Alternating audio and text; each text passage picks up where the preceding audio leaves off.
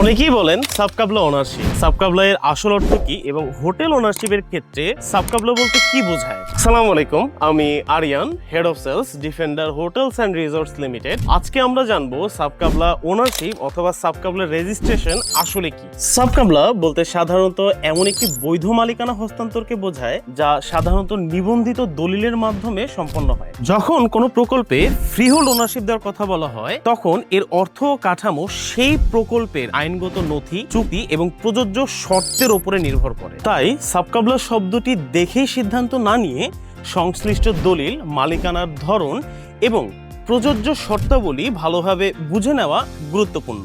যে কোনো সিদ্ধান্তের আগে প্রকল্পের ডকুমেন্টস, নিবন্ধন প্রক্রিয়া এবং প্রয়োজনীয় সকল শর্তাবলী ভালোভাবে দেখে এবং বুঝে নেওয়ার পরামর্শ দিয়ে থাকি। আমরা জানলাম সাবকাবলা ওনারশিপ বা সাবকাবলা রেজিস্ট্রেশন কি। আগামী পর্বে আমরা জানবো হোটেল ওনারশিপে কি কি সুবিধা রয়েছে। দেখা হবে হোটেল ওনারশিপ একাডেমি এর পরবর্তী পর্বে।